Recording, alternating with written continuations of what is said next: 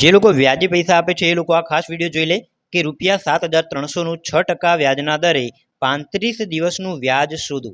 એટલે કે 35 દિવસનું વ્યાજ કેટલું થાય. તો અહીંયા વ્યાજ શોધવા માટે મિત્રો આપણી પાસે એક સૂત્ર છે કે I બરાબર PRN ભાગ્યા 100.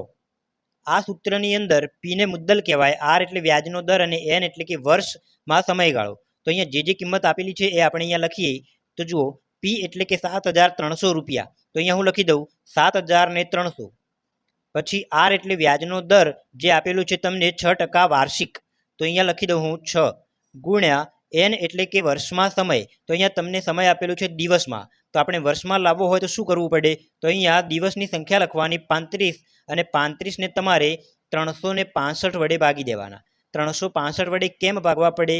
તો વર્ષની અંદર 365 દિવસ હોય એટલે કે આપણે 365 વડે દિવસની સંખ્યાને ભાગીએ તો આ સમયગાળો આપણને વર્ષમાં મળી જાય. હવે જે 100 નીચે છેદમાં આપેલા છે એને એમના એમ લખી દઈએ. આનું સાદુરૂપ આપીએ મિત્રો તો જુઓ અહીંયા બે જીરો ઉડાડી દઈએ. 73થી હું 365નો છેદ ઉડાડું તો 73 × 5 = 365 થાય. 5થી હું 35નો છેદ ઉડાડું તો 5 × 35 થાય. વધે છે અહીંયા 6 અને 7. તો આ બંનેનો ગુણાકાર કરીએ તો ₹42 વ્યાજ મળે છે. મિત્રો અહીંયા 35 દિવસનું વ્યાજ જોઈતું હોય તો ₹7,300નું 6% લેખે 35 દિવસનું વ્યાજ મળે છે ₹42.